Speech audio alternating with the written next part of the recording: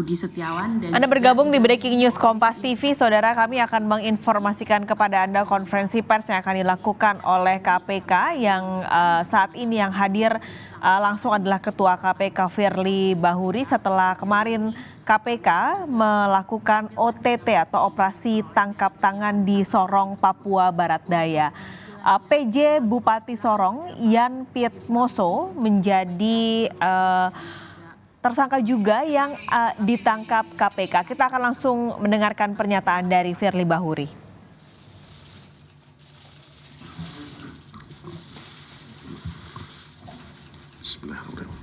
Assalamualaikum warahmatullahi wabarakatuh. Selamat pagi, salam sejahtera untuk kita semua. Om Swastiastu, Salam, Namo Buddhaya, Salam Kebajikan. Yang saya hormati yang mewakili Ketua BPK, Pak Nyomanwara, Deputi Penindakan KPK, Bapak Rudi Setiawan, Kepala Biro Humas KPK, dan rekan-rekan wartawan, jurnalis, media cetak maupun elektronik, mainstream, dan segenap rekan-rekan semua yang hari ini hadir membersamai KPK. Pertama-tama tentu kita sampaikan ucapan puji syukur kepada Allah SWT Tuhan Yang Maha Esa atas rahmat hidayah dan karunia-Nya kita diberikan kesehatan, keselamatan di dalam wujud pengabdian kita kepada masyarakat bangsa negara. Saya tidak pernah henti-hentinya menyampaikan ucapan apresiasi dan penghargaan kepada semua pihak dan segenap anak bangsa dimanapun berada atas peran andil besar membersamai KPK dalam upaya pemberantasan tindak korupsi sampai pada suatu saat bahwa Indonesia betul-betul bebas dari korupsi.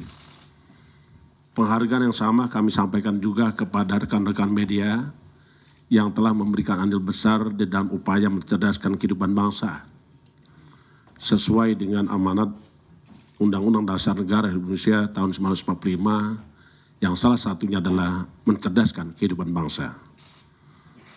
Segenap anak bangsa dimanapun berada yang saya hormati, pada pagi hari ini tentu kita semua sudah mengikuti apa kerja-kerja KPK di dalam upaya pemberantasan korupsi. Dari sepanjang jalan kerja KPK, tepatnya kemarin hari Minggu, KPK telah melakukan upaya tindakan tangan terhadap para pihak yang melakukan tindak pidana korupsi di salah satu kabupaten provinsi di Papua Barat. Kondisi ini tentu kita semua terpanggil dengan penuh rasa keprihatinan. Kenapa saya sampaikan keprihatinan? Karena dari catatan KPK sejak tahun 2008 sampai dengan tahun 2023 telah dilakukan upaya tangkap tangan dan pemberantasan korupsi kepada kepala daerah yang ada di daerah Papua. Setidaknya ada 9 orang. 5 orang tersangka dilakukan penangkapan tahun 2008 sampai dengan tahun 2014. Selanjutnya tahun 2020 sampai tahun 2023 sebanyak 4 orang yang telah dilakukan tindakan hukum oleh KPK terhadap kepala daerah yang melakukan tindak pidana korupsi. Ya, mudah-mudahan hari ini pejabat Bupati Serang adalah merupakan yang terakhir karena ini adalah upaya kita untuk melakukan pembersihan negeri ini dari praktek-praktek korupsi. Ya, pejabat Bupati Sorong, ya, atas nama YPM. Rekan-rekan sekalian yang saya hormati, selanjutnya perkenankan saya untuk menyampaikan materi yang kita sampaikan pada pagi hari ini terkait dengan pengumuman dan menyampaikan uraian singkat terkait dengan tindak pidana korupsi berupa penerimaan hadiah atau janji berupa suap dalam rangka mengatur temuan pemeriksaan BPK di Kabupaten Sorong, Provinsi Papua Barat Daya. Selengkapnya sebagai berikut. Kami menyampaikan hasil-hasil kerja KPK terkait dengan kegiatan tangkap tangan dugaan tindak pidana korupsi berupa suap untuk mengkondisikan temuan pemeriksaan BPK di Kabupaten Sorong, Provinsi Papua Barat Daya. Dalam kegiatan tangkap tangan tersebut, KPK telah melakukan pengamanan terhadap 10 orang pada hari Minggu, tanggal 12 November 2003, yang dilakukan di 2 wilayah berbeda. Pertama, Kabupaten Sorong, dan kedua adalah wilayah Jakarta. Sebanyak 10 orang tersebut adalah sebagai berikut. Pertama, ES, Kepala BPKAD Kabupaten Sorong. Yang kedua adalah MS, Staf BPKAD Kabupaten Sorong. Yang ketiga adalah YPM, Pejabat Bupati Kabupaten Sorong. Keempat, AH, Kasub AUD BPK Provinsi Papua Barat. Kelima, DP, ASN BPK, Ketua Tim Pemeriksa. Yang keenam, DFD, ASN BPK, Anggota Tim Pemeriksa. Yang ketujuh, PLS, Kepala Perwakilan BPK Provinsi Papua Barat. Kedelapan, DM, Staf BPK Perwakilan Provinsi Papua Barat. Kesembilan, EP, Security BPK Perwakilan Provinsi Papua Barat. 10, FJ, Tenaga Ahli BPK. Adapun kronologis tangkap tangan sebagai berikut. Sebagai wujud respon atas adanya informasi dari masyarakat mengenai adanya dugaan penyerahan sejumlah uang pada penyelenggara negara atau yang mewakilinya terkait pengkondisian temuan hasil pemeriksaan BPK di Kabupaten Sorong, Provinsi Papua Barat Daya. Pada hari Minggu, 12 November 2003 yang lalu, tim KPK memperoleh informasi akurat terkait dengan penyerahan sejumlah uang dalam bentuk tunai dari YPM kepada AH, DP, dan DFD sebagai perwakilan PLS bertempat di salah satu hotel di kota Sorong. Tim KPK melakukan pembentukan 2 tim. Yang bertugas pertama adalah mengamankan YPM, ES, MS, AH, DP di Sorong. Sedangkan untuk PLS diamankan di Jakarta. Dari kegiatan tangkap tangan, tim KPK telah melakukan pengamanan berupa uang tunai sejumlah sekitar 1,8 miliar dan 1 buah jam tangan merek Rolex yang merupakan hasil kejahatan. Selanjutnya para pihak yang diamankan beserta barang bukti dibawa ke gedung Merah Putih KPK untuk dilakukan pemeriksaan lebih lanjut secara intensif. Dengan adanya kepercayaan masyarakat yang melaporkan kepada KPK terkait dengan adanya dugaan tindak pidana korupsi dengan dilengkapi informasi dan bahan yang valid, dipercaya, KPK melakukan pengumpulan tambahan berbagai informasi dan keterangan lanjutan hingga berproses pada tahap penyelidikan dalam upaya menemukan adanya suatu peristiwa pidana untuk mendapatkan bukti permulaan yang cukup guna ditentukan untuk dinaikkan kepada tahap penyidikan.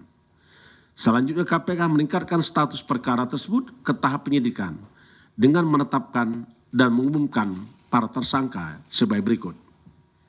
Pertama, YPM, Pejabat Bupati Sorong.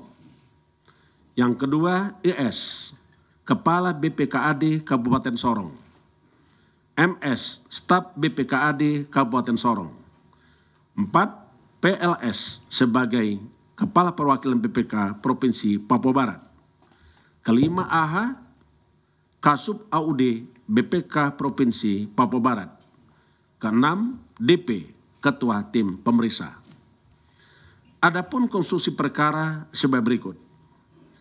Berdasarkan kewenangan BPK RI di dalam undang-undang yang diantaranya berkewajiban untuk melakukan pemeriksaan laporan keuangan di seluruh pemerintah daerah dan salah satunya di Provinsi baru, DOB baru, Daerah Otonomi Baru, Papua Barat Daya.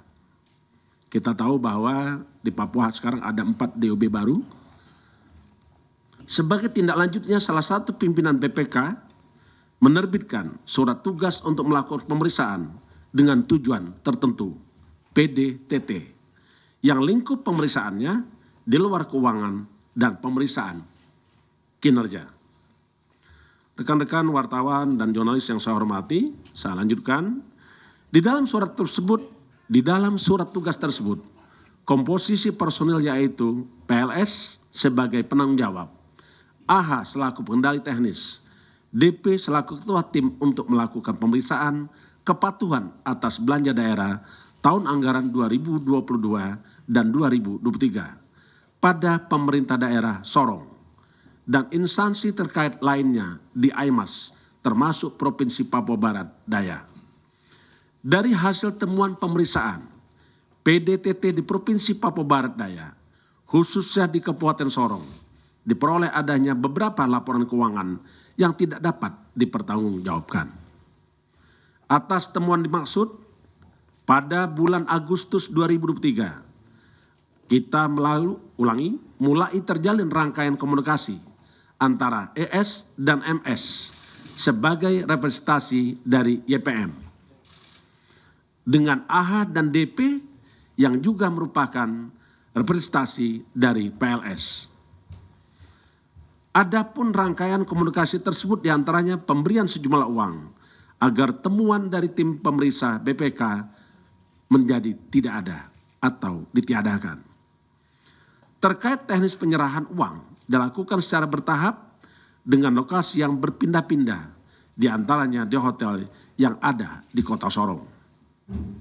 Secara bergantian, ES dan MS menyerahkan uang kepada AH dan DP. Setiap penyerahan uang pada AH dan DP selalu dilaporkan oleh ES dan MS pada YPM.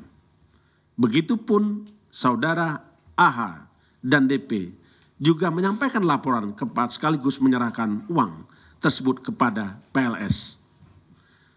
Istilah yang ditemukan dan dipahami di dalam dugaan tindak korupsi berupa penyerahan uang tersebut yaitu titipan. Sebagai bukti permulaan, uang yang diserahkan YPM melalui ES dan MS kepada PLS, AH dan DP sejumlah uang tunai 940 juta dan 1 buah jam tangan merek Rolex. Sedangkan penerimaan PLS bersama-sama AH dan DP yang juga sebagai bukti permulaan sejumlah sekitar 1,8 miliar rupiah. Terkait dengan besaran yang diberikan maupun diterima para tersangka, tim penyidik masih terus melakukan pendalaman dan tentunya akan dikembangkan dalam proses penyidikan. Untuk kepentingan penyidikan, penyidik melakukan penahanan terhadap tersangka selama 20 hari, terhitung mulai tanggal 14 November 2003 sampai dengan 3 Desember 2023 di Rumah Tahanan Negara KPK. Tersangka YPM, ES, dan MS sebagai pemberi disangkakan melanggar pasal 5 ayat 1, huruf A atau huruf B, atau pasal 13 Undang-Undang 31 tahun 1999 tentang pemberantasan tindak pidana korupsi sebagaimana telah diubah dengan Undang-Undang nomor 20 tahun 2001 tentang perubahan atas Undang-Undang 31 tahun 1999 tentang pemberantasan tindak pidana korupsi yonto pasal 55 ayat 1 ke 1 Kitab Undang-Undang Hukum Pidana. Sedangkan terhadap saudara PLS, AH dan DP sebagai pihak penerima disangkakan melanggar pasal 12 huruf A atau B kecil atau pasal 11 Undang-Undang nomor 31 tahun 1999 tentang pemberantasan tindak pidana korupsi sebagaimana telah diubah dengan Undang-Undang nomor 20 tahun 2001 tentang perubahan atas Undang-Undang 31 tahun 1999 tentang pemberantasan tindak pidana korupsi yonto pasal 55 ayat 1 ke 1 KUHP. Demikian yang kami ingin sampaikan. Kami sampaikan kepada rekan-rekan semua dan kami terus melakukan upaya-upaya pemberantasan korupsi. Tidak hanya dengan melalui penindakan, KPK juga telah melakukan upaya-upaya pencegahan. Di antaranya melalui pendekatan pendidikan politik cerdas dan berintegritas. Seluruh pejabat kepala daerah, baik gubernur, wali kota, bupati, juga telah mengikuti pendidikan latihan terkait dengan PATKU integritas. KPK juga terus menanamkan nilai-nilai untuk budaya anti korupsi kepada seluruh calon legislatif, termasuk juga para partai politik dan pengurus partai politik, termasuk juga kader partai politik. Hari ini kita akan mendekati masa pelaksanaan demokrasi kita, yaitu pemilihan legislatif dan presiden. Tentulah KPK masih terus berupaya untuk membersihkan Indonesia dari politik praktis terkait dengan korupsi di bidang politik.